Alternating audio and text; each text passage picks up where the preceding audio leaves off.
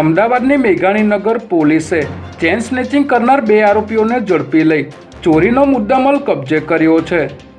Surveillance સ્ક્વોડના PSI MB Chavda તથા તેમની team પેટ્રોલિંગમાં હતી ત્યારે બાતમીના આધારે તેઓએ દિવ્યાંશુ કલાલ અને હર્ષ કલાલ નામના આરોપીઓને ઝડપી લઈ તપાસ કરતા તેમની પાસેથી ચોરીની સોનાની ચેન મળી આવી હતી, જેને પગલે પોલીસે બંનેને અટકાયતમાં લઈને શાહીબાગ પોલીસ સ્ટેશન ખાતે નોંધાયેલ ચેન સ્નેચિંગના વણશોધાયેલ ગુનાનો ભેદ ઉકેલી નાખ્યો છે।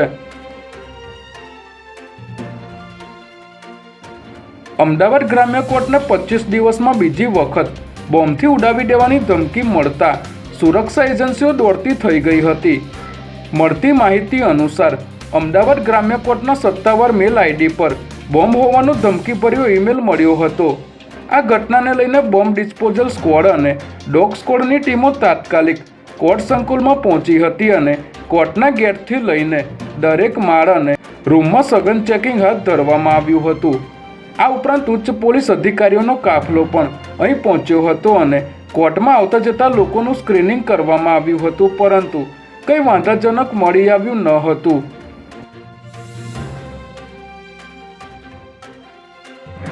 આજે સવારે મહારાષ્ટ્રના બારામતીમાં વિમાન ક્રેશ થતાં ઉપમુખ્યમંત્રી અજીત પવાર સહિત 5 લોકોના મોત નીપજ્યા છે।